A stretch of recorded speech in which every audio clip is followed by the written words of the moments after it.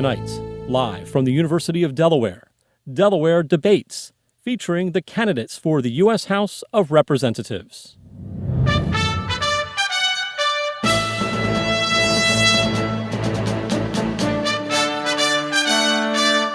Hello, everyone. On behalf of Delaware Public Media and the University of Delaware's Center for Political Communication, welcome to Delaware Debates 2022. I'm Ralph Begleiter. Delaware Debates is supported by the University of Delaware's College of Arts and Sciences and the offices of the Provost and the President. This debate includes candidates in the race for Delaware's sole seat in the U.S. House of Representatives. The Democratic Party's nominee for Congress is Lisa Blunt Rochester, the incumbent. The Republican candidate for Congress is Lee Murphy. Welcome to you both. We're very glad to have your participation in the debates this year. Now, both candidates have agreed in advance to rules for this 90-minute debate. I'll begin with a question for each of them, and they've agreed to hold their answers to specific time limits. We'll also have some questions posed by a student, Meg Rossler, executive producer for Student Television Network at the University of Delaware. Although the candidates have agreed that there will be no opening statements, you will hear closing statements from both candidates later in the program. The candidates will answer in the order they themselves determined with a pre-debate coin toss. We'll try to keep our questions concise and ask the candidates to answer succinctly as well, so we can cover as much ground together as possible. We'll focus first on the nation's economy, which is at the top of most voters' minds. My first question goes to Lisa Blunt Rochester. Congresswoman, you voted for something called the Inflation Reduction Act, which was the name Congress gave to a big bill including a lot of Democratic priorities. Does the act actually reduce inflation, and what does it do to the national deficit? First of all, I want to thank the University of Delaware for having me, and thank you, Ralph, and thank you to Delaware for the opportunity to serve. The Inflation Reduction Act, which we passed, really, to me, is about Delaware families and the things that I've heard up and down this state. Everything from lowering our prescription drug prices for our seniors to making sure that our energy costs are lowered. And it is actually paid for by really taxing those businesses and those individuals that are at that top tier percent. Some businesses that have never paid taxes. And so for us, the Inflation Reduction Act for the seniors, one of the things that it does is allow us to negotiate prices through Medicare, for which we've never been able to do before. We can negotiate for planes through the Pentagon, but we can't negotiate for drug prices. It also caps at $2,000 the amount that a senior would pay for their prescription drugs. I literally had a town hall meeting where I had to repeat it 3 times because they could not believe that this was something that was possible. And also capping the price of insulin to $35. Again, it's paid for, but it also is meant to touch people's kitchen table issues. Energy, prescription drugs, making sure we invest in our climate as well. So that's really the first of its kind, a massive bill that we were able to pass that really will have an impact on families in Delaware. Now, a related question to you, Mr. Murphy. You have criticized the Biden administration for not doing enough to fight inflation.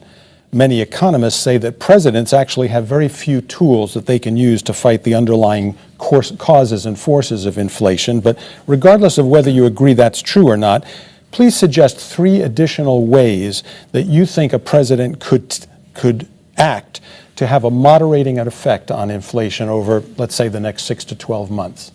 Well, Ralph, it's a pleasure to be here, and hi to the audience listening and watching this evening. You know, inflation, as I travel up and down the state of Delaware and talk to Delawareans, it's the #1 concern of the people in this state. And we're facing the highest inflation in over 50 years in our country right now. Now, inflation, how do we curb it? How do we fix it? It's when demand outstrips supply. And let's face it, the government is spending money, printing money, trillions of dollars in unnecessary spending. We have to get the foot off the neck of our small businesses in this state. We have to let them do what they do best, and that is to create jobs.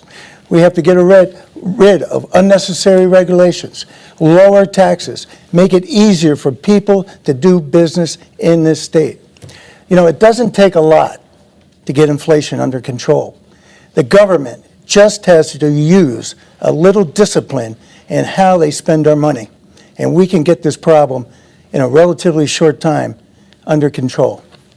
Now I'd like to ask a question of both of you that is related to the inflation question you've both just addressed.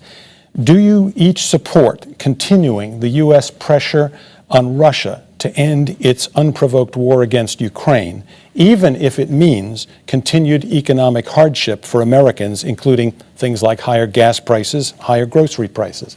Mr. Murphy, first shot. Let's talk about energy independence, ladies and gentlemen. This country just 2 years ago was energy independent. We used our natural resources in this country, our gas, our oil, our coal. What did this president do day one? Shut down the Keystone Pipeline, shut off leases in this country for oil and gas exploration. We need to put the people back to work on the Keystone Pipeline, open that pipeline, get that oil into our refineries and back into Americans' cars at $2 a gallon, which it was just 2 years ago. Our energy independence is so important, not only economically, but for our national defense. As we see overseas in Ukraine, the crisis that faces the people of Ukraine, how is Putin funding that war? He is funding that war by selling his oil to our friends in Europe and all over the world.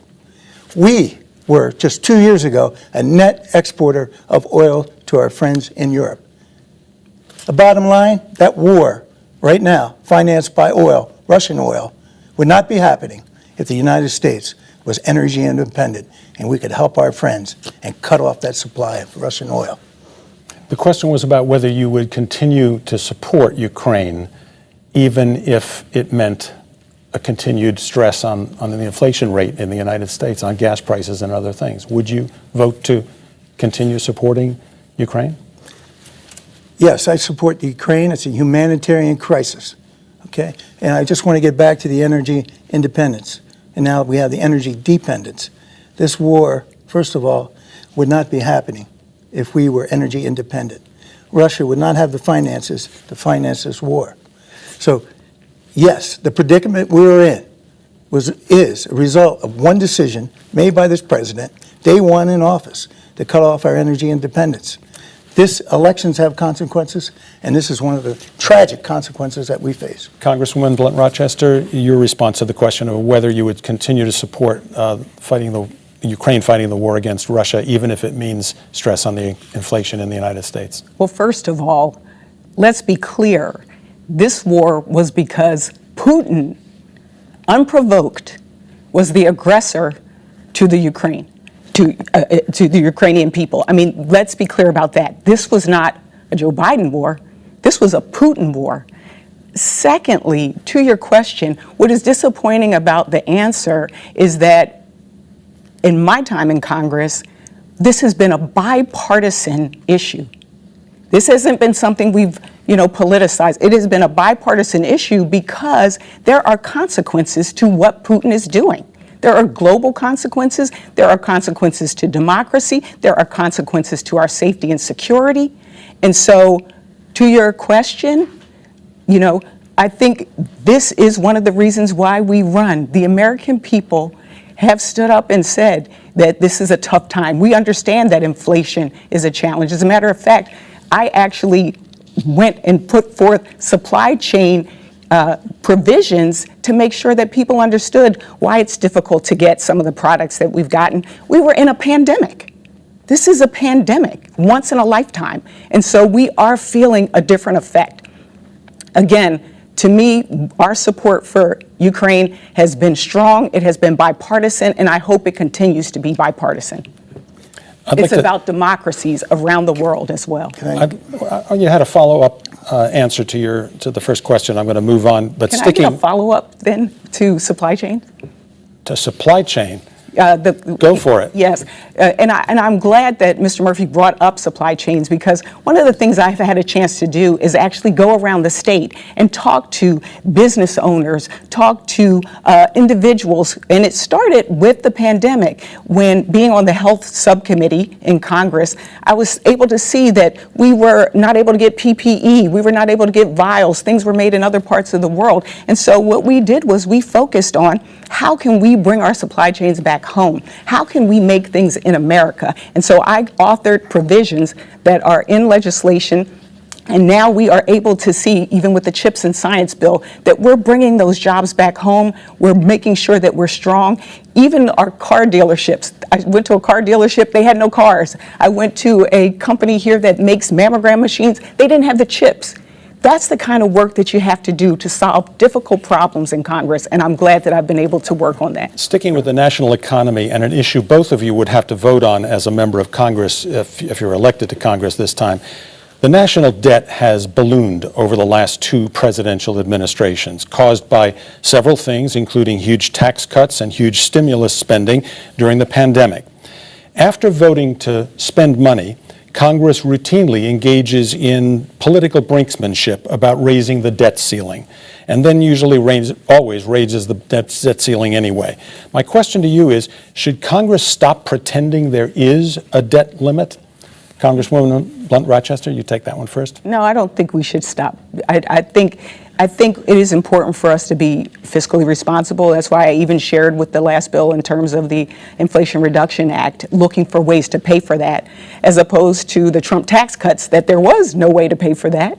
I do think we have to be responsible, and I do think it's something that we need to do together. Again, I come from a background of governing. I come from a background of bringing people together. And so for me, it's important that we sit down together and talk about how do we deal with these issues that sometimes seem simple, but they're not. They're more complex. And so, no, I think we must be responsible, and that's important to me as well. Mr. Murphy, on the debt limit, would you support essentially stopping to pretend that there is a debt limit? Just keep approving it? Yes, as your congressman, one duty that I have is your checkbook. I have to be able to justify what Congress spends. It's your tax dollars. And quite frankly, this current Congress has spent trillions and trillions of dollars in wasteful spending, in programs that really have no end. And the accountability of Congress, where's the accountability? We need to account for every single dollar of taxpayers' money. And the debt is out of control. $31 trillion and growing. This is unsustainable. We cannot continue to print money. We cannot continue to spend trillions and trillions of dollars in government programs. We have to rein in spending. We have to incentivize business. How do we get back to 0.0 inflation? How do we get back to a vibrant economy? Let's get the foot of government off the neck of small businesses, manufacturing, create jobs, people pay taxes, the debt goes down, and we have, once again, a healthy economy. That's the way I see getting us back on track in this country economically. So if you're elected to Congress, would you vote to raise the debt limit or not, or would you vote against raising the debt limit? I would vote to get our spending under control, to, again, incentivize small business, small manufacturing, bring jobs back to the United States. We talk about the supply chain crisis. Well, this administration created this supply chain crisis. We need to once again make things in the United States. And why has it taken the Congresswoman 6 years to address this issue? We need to make things in this country. Our life-saving pharmaceuticals, computer chips, we need to once again make things in the United States so we don't have these supply chain issues that this administration has given us. All right, your next question for both of you comes from UD student television executive producer Meg Rossler. I'm going to ask Meg to ask the next question. Thank you, Ralph. So Many young people in the United States often talk about skepticism in their futures compared to their parents or their grandparents. They see that owning a home in the future is unforeseeable. They see a planet that's been ravaged by climate change going largely unaddressed. And they see the Supreme Court stripping their personal rights from them about personal family planning and being handed to state governments. So what should Congress do to reassure young people of the reliability of our national institutions? Okay, according to the rules, Mr. Murphy, you speak first on this question. Well, that's a great question, and I have many young people involved in my campaign, and quite frankly, I am running for Congress. Basically, my main motivation here is for my children and my grandchildren, to pass on a world that is as good as the one that I grew up in. And right now, it's not looking good for them.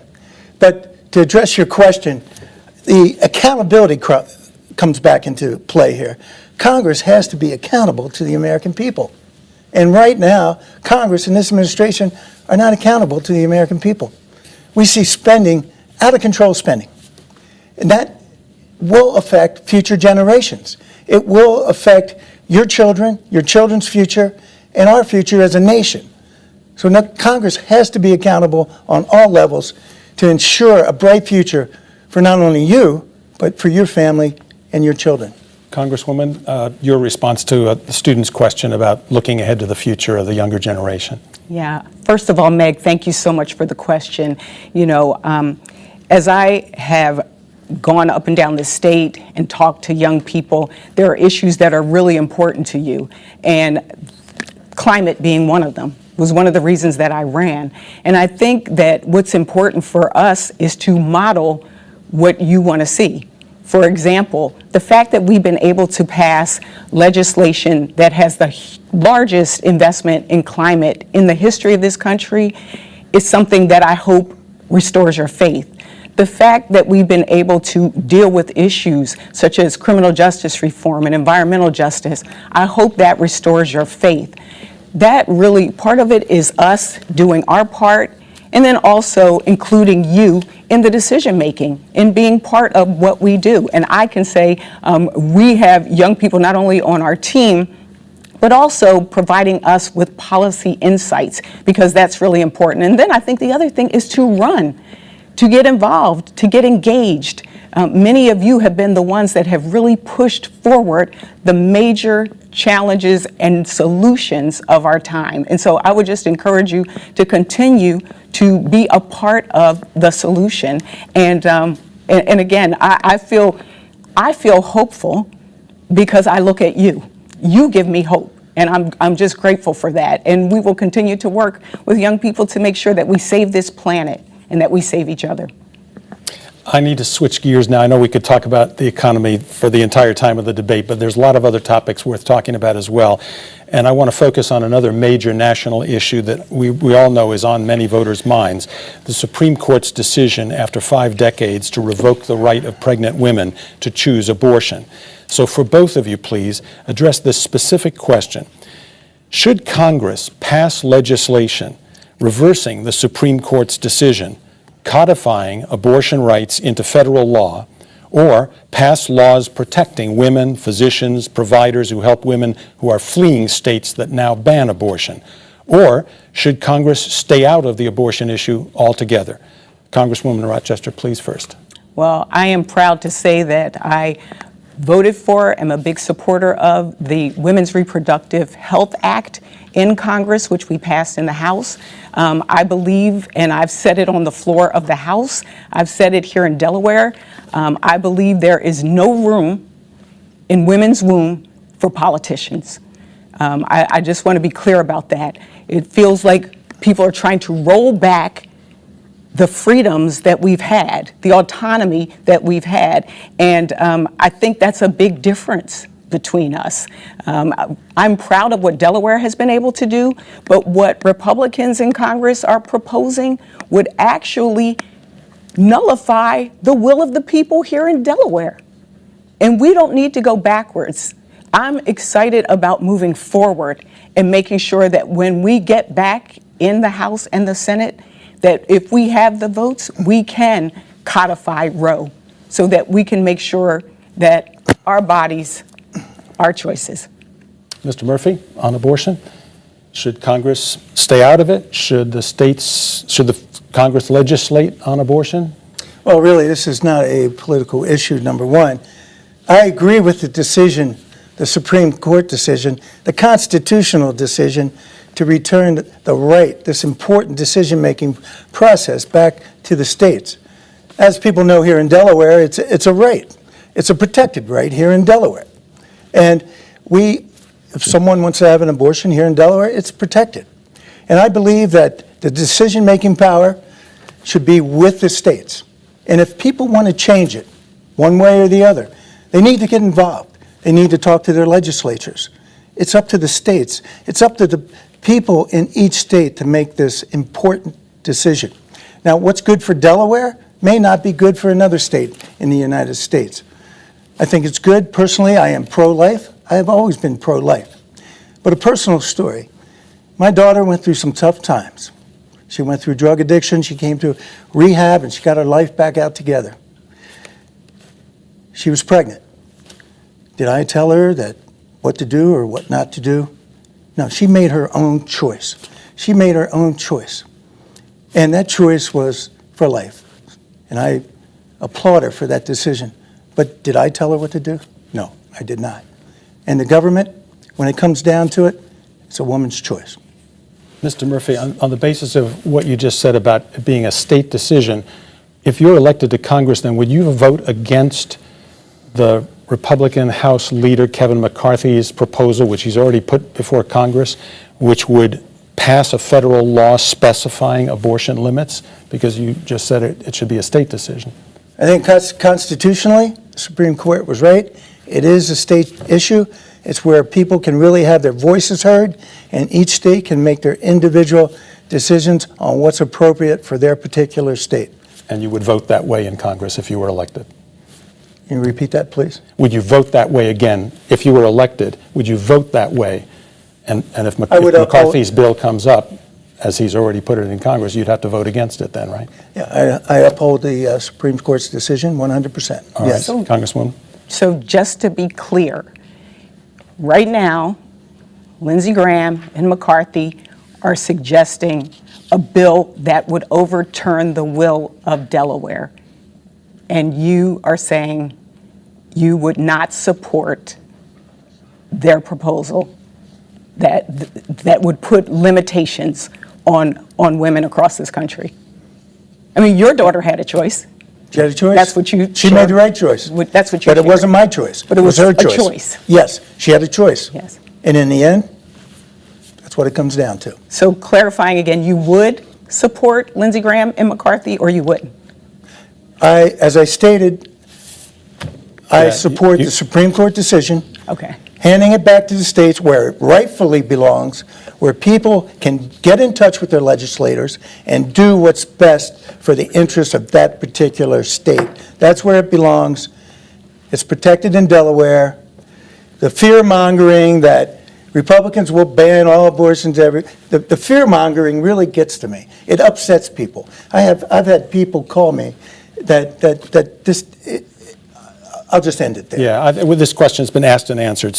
But I have a related question that both of you can respond to as well, and that is prompted by my reading of a piece by Mr. Murphy in the First State Times, in which he wrote that Roe v. Wade is not settled law, that the concept of settled law is a made-up concept. And I want to ask each of you, how do you feel about the concept of settled law? Do you apply it to other court precedents, including cases protecting gay rights and interracial marriage, so they also would not be settled law, or are settled law, depending on your point of view, and should be reconsidered or even reversed? So question is, how do you feel about the issue of settled law on abortion, and would you apply it to other issues as well? Mr. Murphy? The abortion issue is separate, and I have complete faith in the Supreme Court in their decision-making process. And I believe everybody should have faith in the Supreme Court. In terms of other issues, I would very much have to look at those issues and make a determination on whatever Supreme Court decision came down, whether I agree with it or not agree with it. Congresswoman? You know, I think that what really concerns people, and young people as well, is that we believed that it was settled. Roe versus Wade was settled. Then when you get a justice like Clarence Thomas, who basically says other things are on the table, like contraception, like gay marriage, marriage equality, that doesn't instill confidence, unfortunately. I believe that these things, you know, my ability to even be on this stage as a black woman who ran for Congress, who even have the right to vote, these things, we don't want to go backwards. We want to go forwards. And so, to me, when people start talking about contraception, when they start talking about marriage equality, it's a slippery slope when you go after something that is almost 50 years old that has been the law of the land. To me, that is unsettling for people. And that's why so many people are coming out and voting, because they don't want to go backwards. They don't want their rights to be taken away. And that's one of the reasons why this moment is important.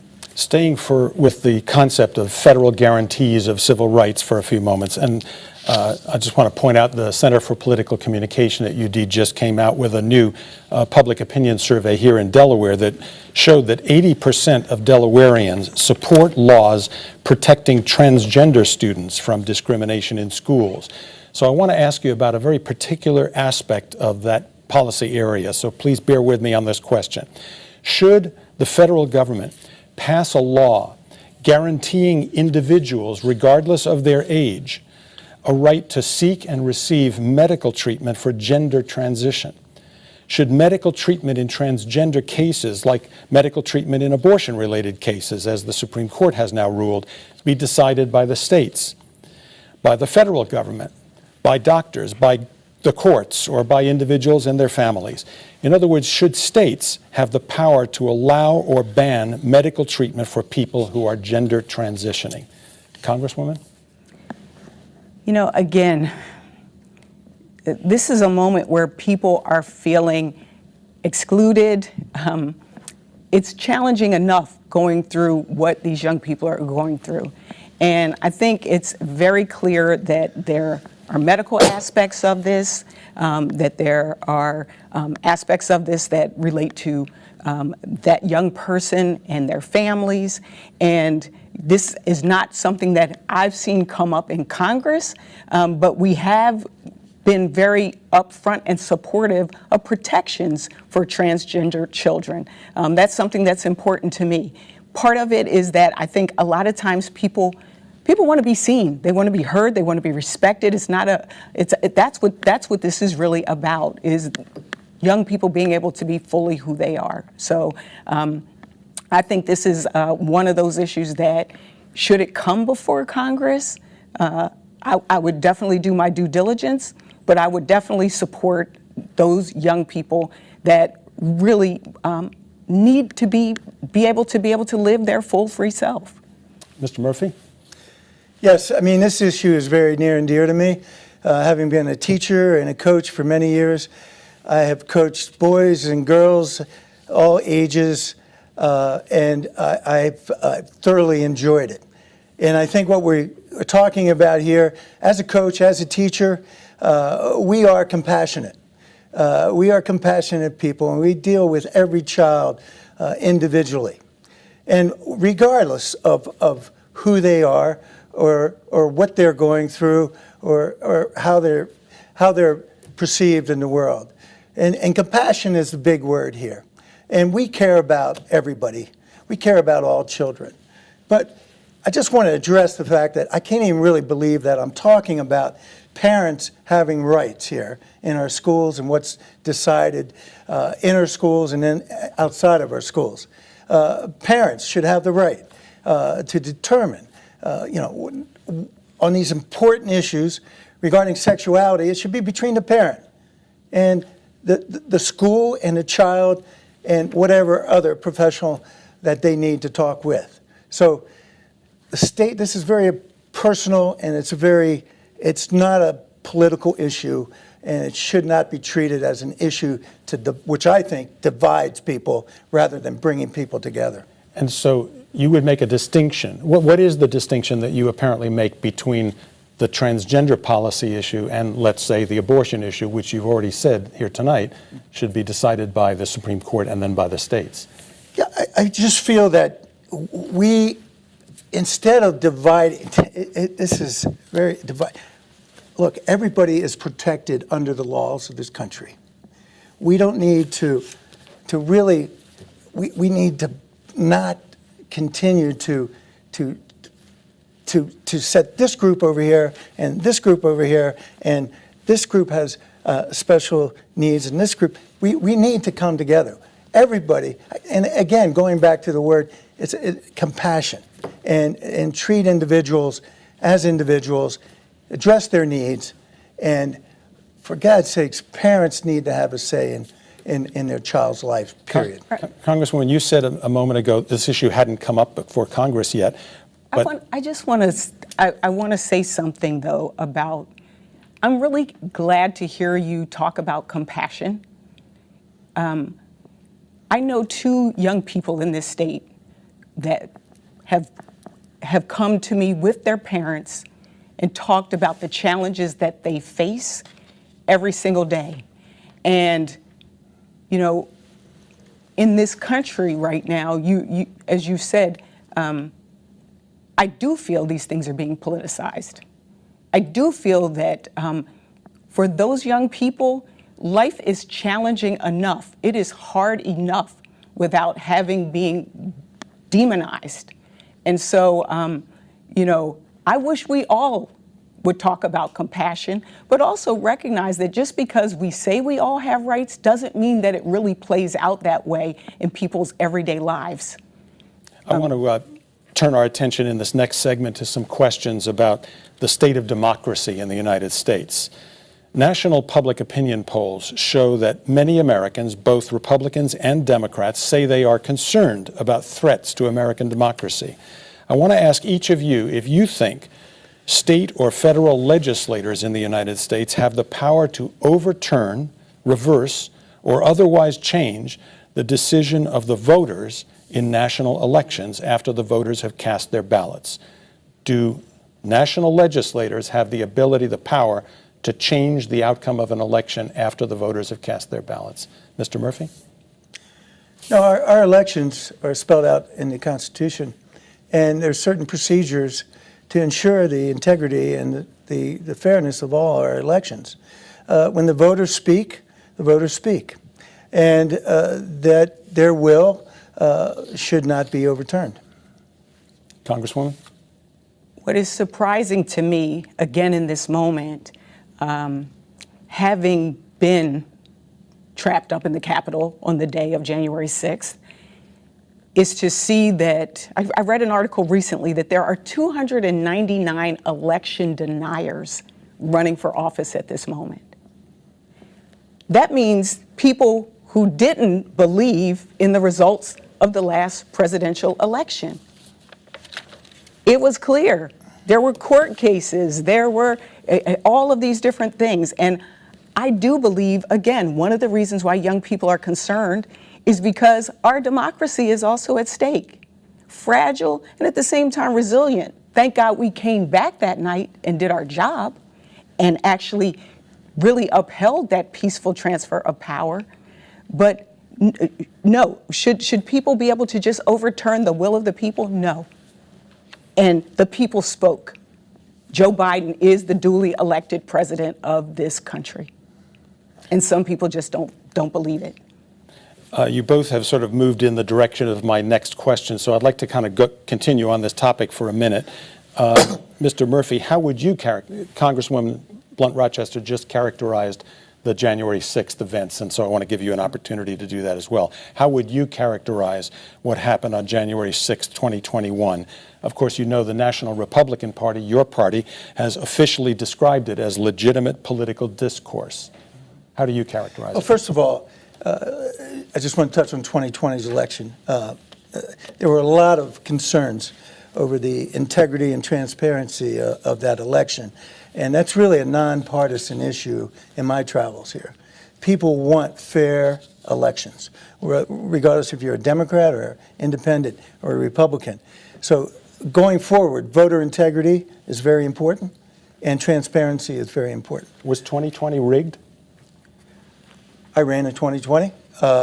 As I said, there were many concerns, and the transparency of that election, there were many inconsistencies, and we need not to let that happen. Many voters are really upset and turned off. They think their vote does not count. We have to restore that faith in our system, that every vote counts in this election upcoming. So just to be clear, you're not saying it was rigged or not rigged. You're just not weighing in on that issue. yeah, I am inconsistencies, lack of transparency. And your question? The question was about January 6th. Was it legitimate political discourse? January 6th, I will uphold the Constitution of the United States when I am sworn in as your next congressman. The First Amendment guarantees freedom of speech, freedom of assembly. And the vast majority of people that day demonstrated and voiced their opinion. However, there were people that broke the law that day that should be punished and held accountable for their misdeeds on that particular day. Just as everyone that breaks the law in this country, destroys properties, destroys businesses, everybody that breaks the law in this country should be held accountable. But the First Amendment guarantees assembly and freedom of speech. Congresswoman, you already mentioned your presence at the Capitol. How would you characterize what happened on January 6th? Well, first, I want to be clear that it has been said and documented, even by Trump officials, that was one of the most safe, fair elections. With that, I don't even know where we're getting all this stuff about there's bipartisan agreement that there were inconsistencies, because there wasn't. People voted, and they made their voices heard. On that day, I will tell you, sometimes I think back to the fact that if somebody came into your house, broke in your house or your job, they broke in, they stole things, they defecated, they then wanted to kill you, I would not call that a walk in the park or a trip or whatever it was being characterized as. That day was, to me, the hardest day and my greatest day in Congress. It was the hardest day, not because, of what was happening in that moment, but what I saw afterwards in terms of people scaling the Capitol, walking through with a Confederate flag, all of that. And then it was a great day because we came back that morning and we made sure that we certified that election. That showed both the fragility of this moment, but also our resilience as a country. And that's another thing that I hope young people pay attention to, that we came back, and that this is about rule of law, and that this is about peaceful transfer of power, and that this is about our American way of life. If we believe these things, then we have to baseline acknowledge who the President of the United States is and say it with authority. All right, since you mentioned, again, young people, I'd like to turn to Meg Rossler again for the next question that's going to be thematically on this same area. Go ahead, Meg. Thank you, Ralph. So there's a lot of negative conversation regarding our nation's democracy on platforms like TikTok and Twitter. So do you believe that the checks and balances system established by the Founding Fathers is still working today? Okay, checks and balances. Mr. Murphy, you're first on this one. Meg, that's a great question. And in the last 4 years or 6 years, we've seen a lack of faith and a breakdown in our institutions. Where we had checks and balances before, we've seen a Department of Justice basically go off the rails and pretty much hunt down a president based on no knowledge or no facts or no evidence at all. Using government institutions to go after individuals, whether they be in the government or outside of the government, is wrong. It's just plain wrong. So once again, we have to have faith in our institutions. I think the approval rating of Congress is like 17%. The approval rating of the president is at an all-time low at 39%. All our institutions are at risk right now. And the founders of our great country put those checks and balances in place so no one arm of the government could get out of control and rule this world and destroy our republic. Congresswoman Blunt-Rochester, are the checks and balances institutions working? Well, first of all, Meg, to the beginning of your question where you even talked about those platforms, I think one of the biggest challenges that we've had, and really to follow up, you talked about a president who actually took classified documents home and thinks it's okay to have them there, really created or allowed for this environment where people not only do they not trust the media, they don't trust each other. And so for me, even as we went through the beginning of this pandemic, there were three themes. It was recover, rebuild, and restore. We have to recover from this pandemic. And so to say that Joe Biden is the reason why we have supply chain problems is not true. But we have to recover economically and physically. We got to rebuild, and that's what we've done with the bipartisan infrastructure bill. And then we have to restore. And that's part of what this whole moment is about. Finding those things, sharing with people the things that we've been able to do as Democrats and Republicans on gun safety, on making sure that veterans with the PACT Act are taken care of. There are things that we can do to restore people's faith. But the biggest check is the people. You need to be able to participate. You need to be able to have the right to vote. And we don't need individuals that are trying to take away your rights. We need folks that are going to make sure that you continue to have that right to be the biggest check on all of us. I'd like to turn now to some questions on public safety and gun policy issues. They've already come up. This debate is being held at the University of Delaware, which is a highly ranked research institution. But researchers here at UD and at many other similar places are prevented from gathering information from the real world about gun violence in the United States, including recent gun violence just in Wilmington, Delaware, for example, because Congress doesn't approve federal funding for such research.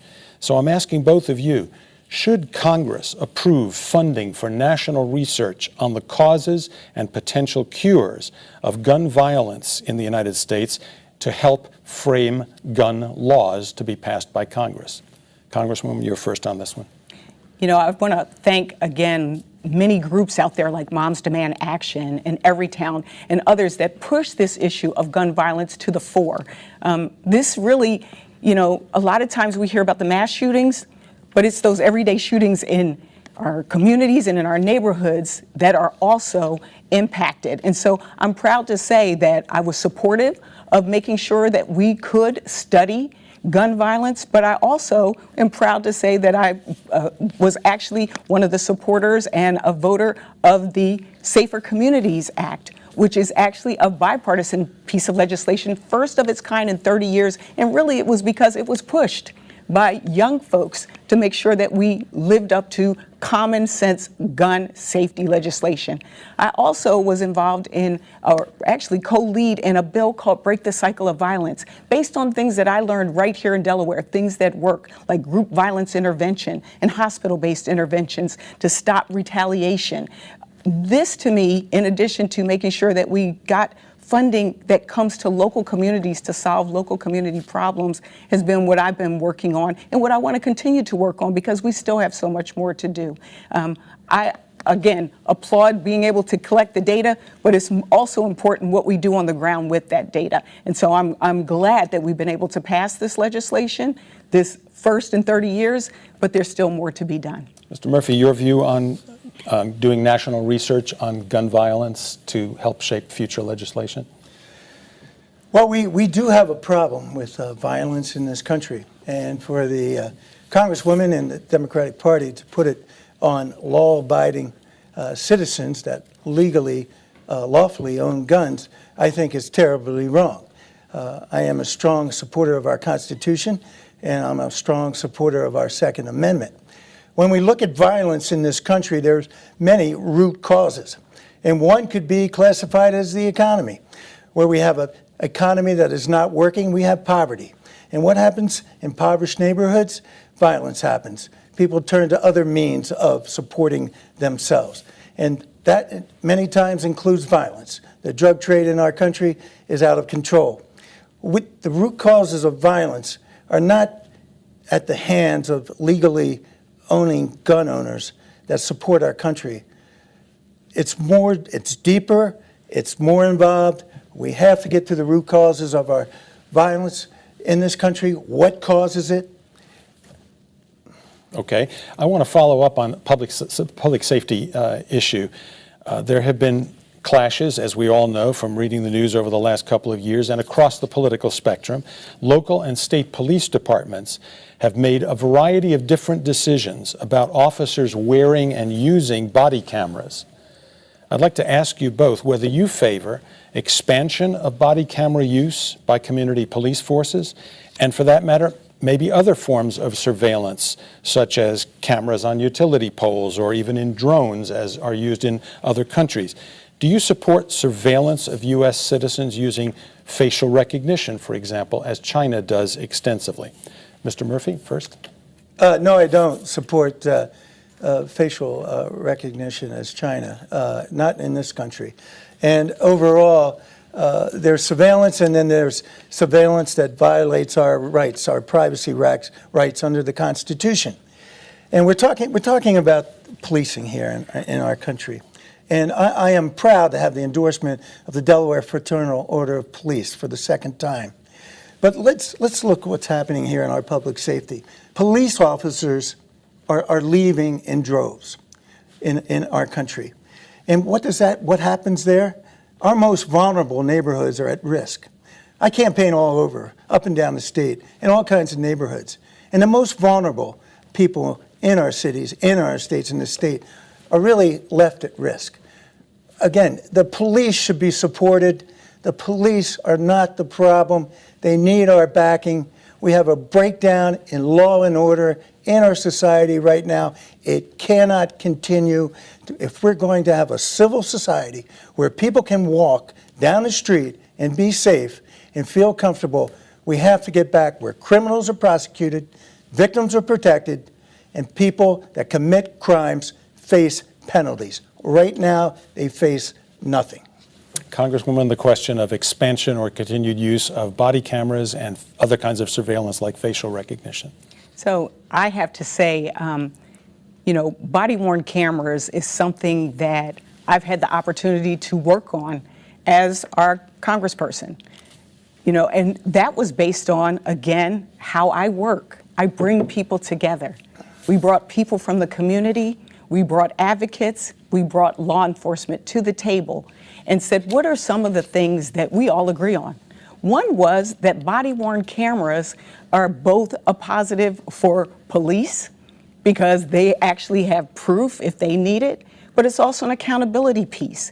And so one of the things that I did was bring them around the table and actually put in an application to make sure that Delaware could be one of the first states, if not the first state, where all law enforcement who were eligible had body-worn cameras.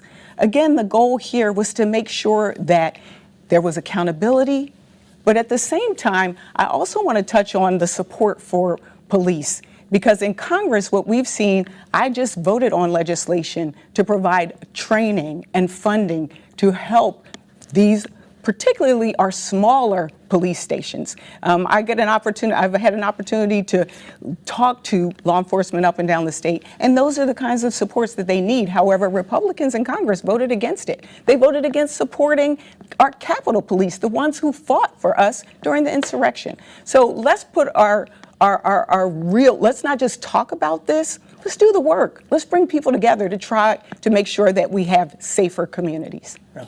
How about facial recognition? Mr. Murphy answered that. Do you favor use of that in the U.S.? We have not had any conversation about that with law enforcement, but what I can say is one of the challenges with facial recognition that we've seen is that, and this gets to sometimes the issues of making sure who's the ones developing the technology.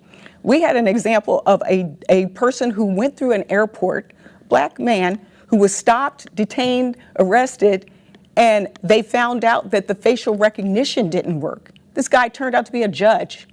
And so, again, that's one we haven't had any time to like really talk to law enforcement about or talk to our folks in our civil liberties community. But this is, to me, we like to have the conversations. We bring people together. You want to have a brief additional comment? Brief. Congresswoman, you haven't really supported the police. You haven't been out front. You haven't raised your voice to support the police. And I just want to ask the audience. I'm going to ask that we adhere to the rule, which is we're not attacking each other in this debate. We're talking about our own qualifications and our own positions on these issues. I appreciate that, Ralph. You can continue if you want to. But I just want to ask the audience out there, who today in the audience would want to be a policeman? Why would you step forward? This is an honorable profession, one of the most revered in our history in our country. But who today would want to be a policeman where you're not going to be backed, where you're going to have laws passed in Congress that really cut your legs off and don't give you the ability to enforce the law? Okay, I want to change topics again. Again, we could talk about any one of these things for a long time. This is an important issue too, though. I have to say something. You were attacked, so exactly. Respond. I think it's wrong, disingenuous, for you to say I have not been supportive of the police. Maybe that's your opinion, but for me, I'm trying to support everyone. We had a saying when I ran that when Lisa goes to Washington, we all go to Washington. And that's what I strive to do every single day, hear the voices up and down this state. Again, if Republicans in Congress mean it, then they need to put their vote where their mouth is and vote to support law enforcement. Okay, I want to turn to housing issues, the nation's housing problem. And it's a problem not just around the nation, it's a problem in virtually every state, including in Delaware. Some people even call it a housing crisis when they think about homeless people or young people trying to buy their first home, for example.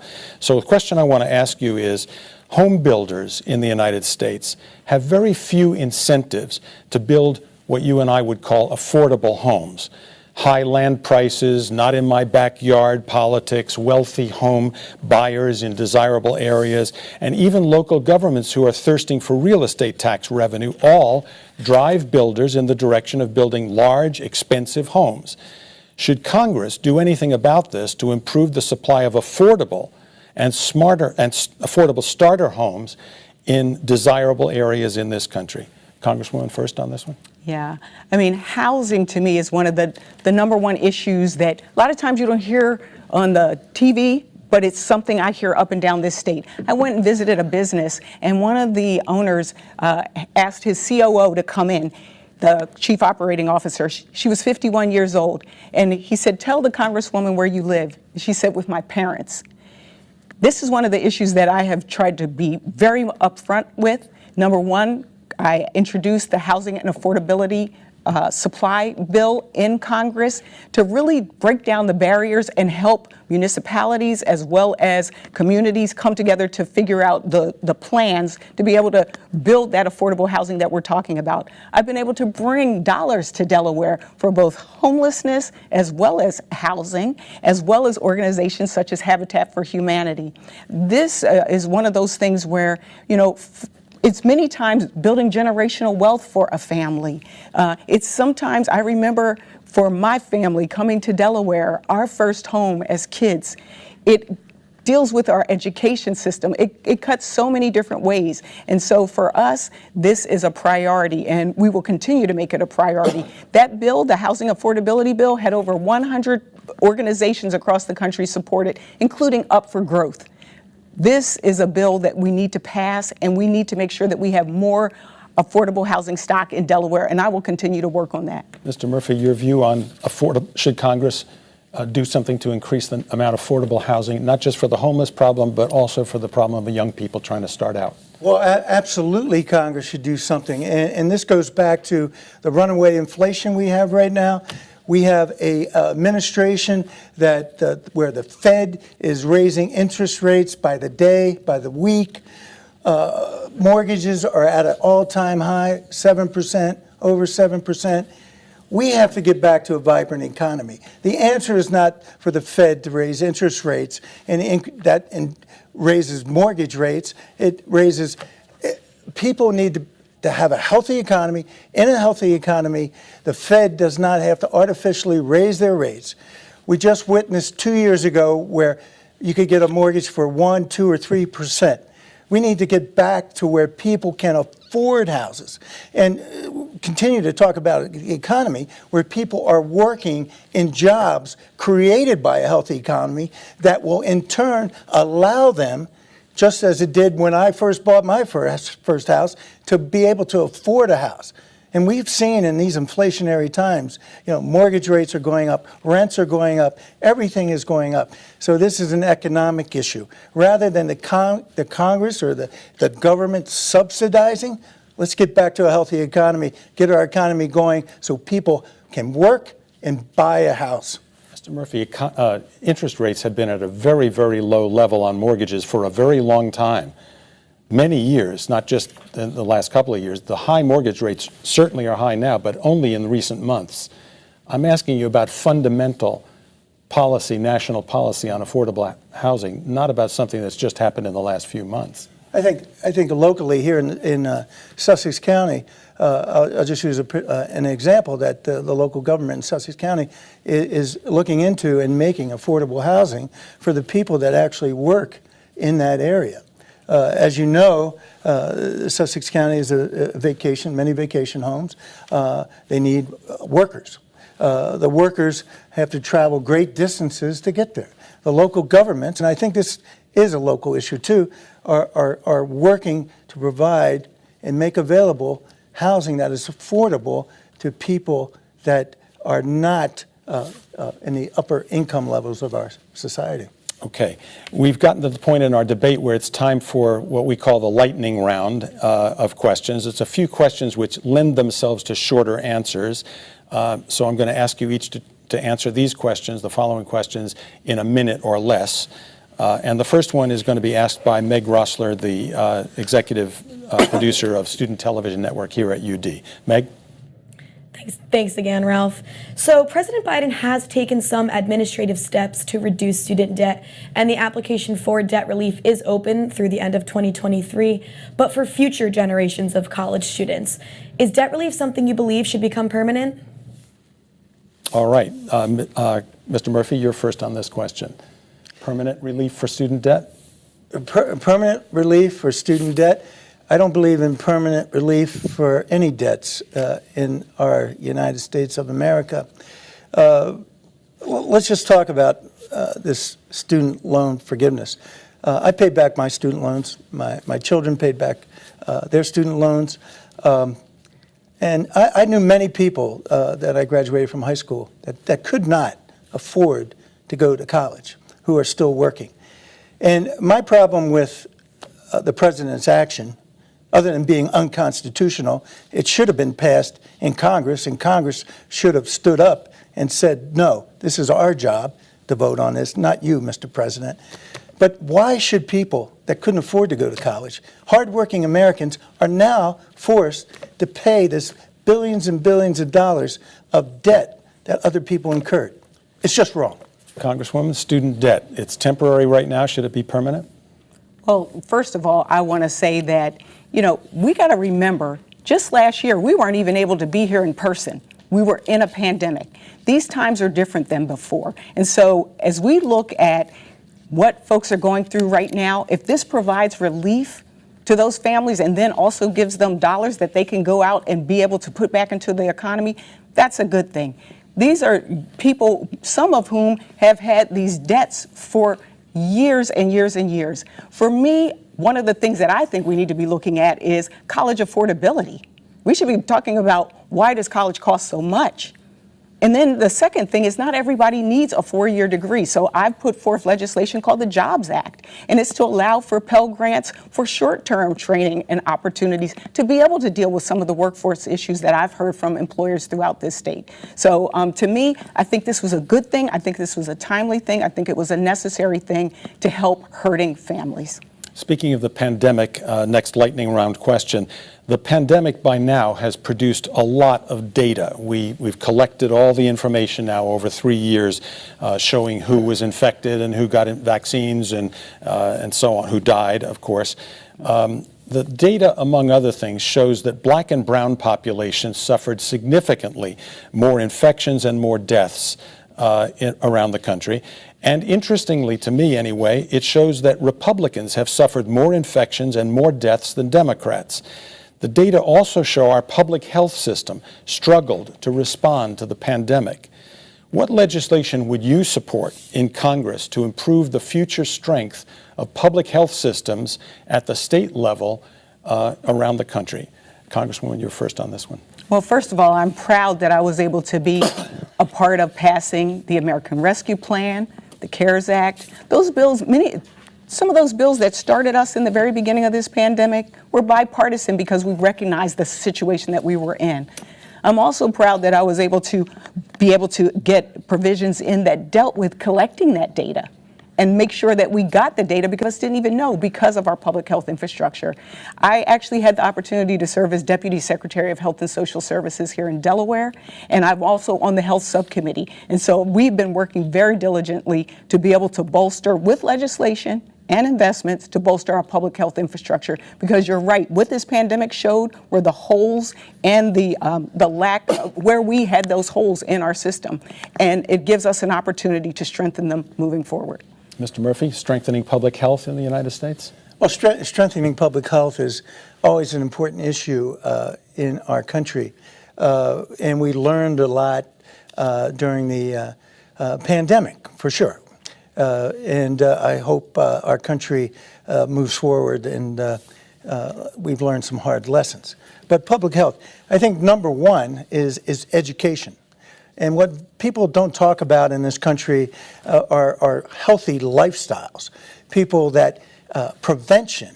It seems like we are a reactionary many times in terms of diseases and other sicknesses. We really need to head it off, prevent, and deal with that. And education when it comes to public health. All right. I'm going to apologize. I intended to ask a follow-up question on the housing thing. It's my fault I got it out of order, so I'm going to come back to that topic. But it's related in a way that I think you'll be able to follow the train of thought. I apologize for my error. And this one is connected to climate change. Do you think Congress should require states to begin moving people and businesses away from environmentally threatened areas in the United States, such as the coasts here in Delaware and other parts of the United States, and the western U.S. facing wildfires and drought? How would you deal with the issue of rebuilding and moving people into areas that are environmentally threatened? Mr. Murphy? No, I think we live in a country, and I think people can make their own personal decisions on where they want to live. I happen to live in New Orleans before and during and after Katrina. And I have to say that not only is it a great city, but New Orleans has always been in a position where they have been vulnerable to national disasters. And after Katrina, many people wrote New Orleans off. And it's back and as strong as ever, and people want to live there for a reason. Because it's a good place and it's their home. So no, I don't think the government has that right to do that. Okay, I got to follow up though, because you said people have a right to live wherever they want to live, and I certainly wouldn't dispute that. But are you saying that they have a right to live there, and then when their house gets washed out by the sea or burned down by a wildfire or something like that, the federal government has a responsibility to subsidize flood insurance and other kinds of insurance to rebuild their house in the same threatened area? Is that what you're saying? They have a right to live there? Well, first, I don't think, people want to live there and incur the cost of that insurance, and it should be incurred by them. That's strictly up to them. But it's federally subsidized flood insurance. They're not paying the full premium on that insurance. Well, then we should take a hard look at where those tax dollars are going to support that and make strong recommendations that people maybe should move to another location. Okay. Congresswoman, how about you on the question of is it time to be looking at moving people away from environmentally threatened areas? You know, it's interesting because for us as a state, I mean, we're the lowest mean elevation in the country. And so I say to my colleagues that we're urban, suburban, rural, and coastal. When I talk to our farmers, climate has an impact on what they do. When I talk to our folks from environmental justice communities, they talk about the fact that when it rains, it floods there. And so just yesterday, I got to participate in an event that was the grand opening of the South Bridge Wetland Park. And it was incredible because it was an opportunity to do the science of making sure that we're resilient and that we have the right plants and things that we'll be able to, but also dealing with wastewater and making sure that we have healthy communities. And there was a boardwalk, and it was really a combination of state, federal, local, but led by community. And so to me, this presents an opportunity for us. That's why the Inflation Reduction Act, that investment, in addition to what I'm doing with Senator Carper, called the SURE Act, will deal with some of the mitigating some of those challenges so that we don't have to deal with people being displaced. So for me, it's really about making sure that we save this planet and that we make sure that we have a good quality of life for everyone. So I got to follow up with you just and as on flood insurance, okay. I can actually say that for me, it has been watching, because I'm not on the committee of jurisdiction that does this, but there has been a lot of debate about how much to subsidize and whether to subsidize. I believe that there are families in our state that, are living in areas that they do deserve to have that flood insurance. And so one of the things that I also worked on was to make sure that the maps, even the coastal maps, were correct to allow those who were eligible to be able to get it. So, similar to Mr. Murphy, we might actually agree on something in terms of making sure that we look at what's the right mix, but this has been an issue that has challenged Congress for, I would probably say, this whole session. So a very short follow-up to both of you on this question, because you've both talked about this. You both talked about the fact that people need to live where they like to live and so on. Congresswoman, you frequently tout the money the federal government sends to Delaware and other states as well to rebuild beaches after they're swamped in a storm. Is that the right federal policy? But think about it. Our beaches aren't just those homes. Our beaches are economic development. Our beaches are our natural habitats. Our beaches are a part of who we are as Delaware. So, yeah, I'm proud of that work to be able to restore our beaches. I think that's important to our state. Do you want to comment on that one, Mr. Murphy? Restoration of beaches using federal funds. Would you vote for that? Well, if we have to restore Delaware beaches, we have to restore beaches everywhere. Well, and feds do that, yeah. And I love our beaches in Delaware, and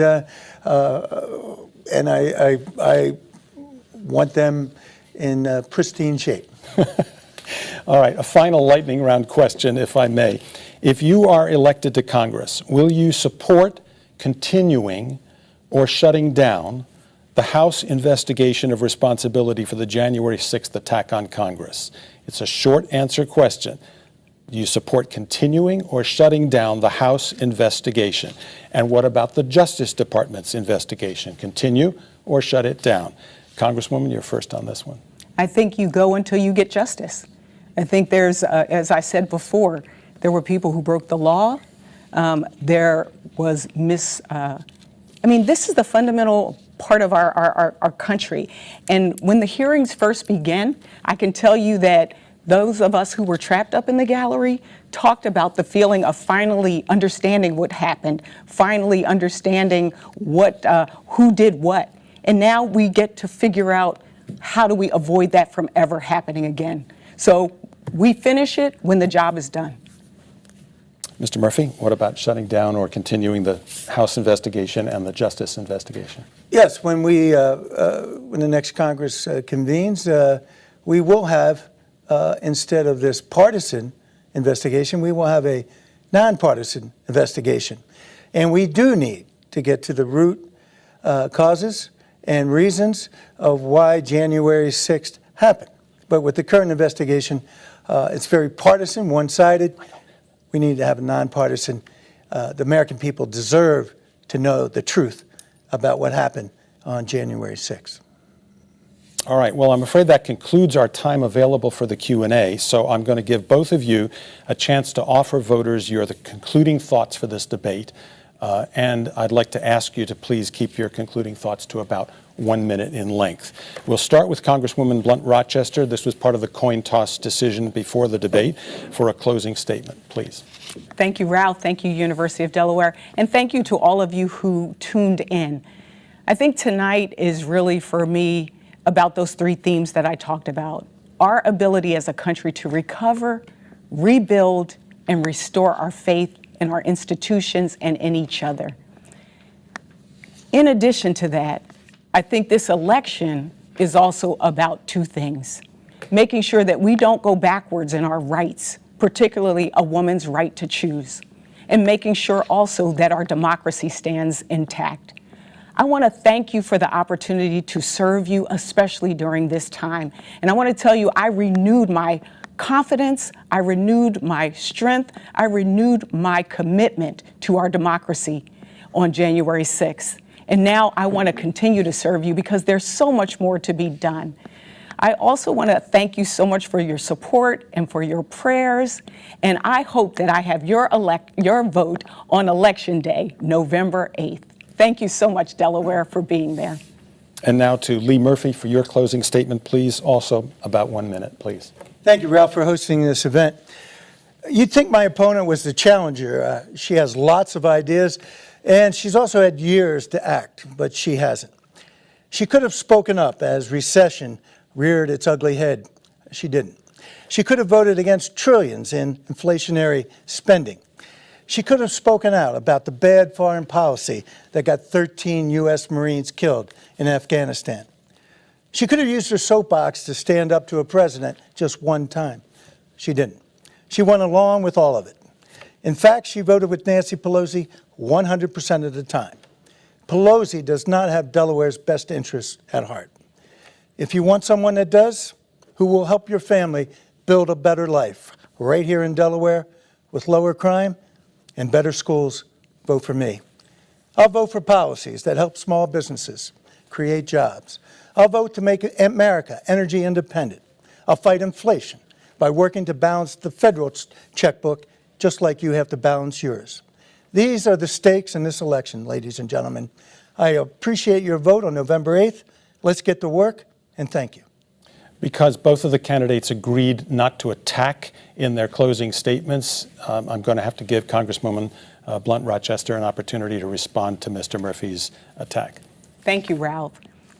Listen, Delaware, I'm not going to respond to those things because those are not the things that I hear from you when I'm talking to you up and down the state.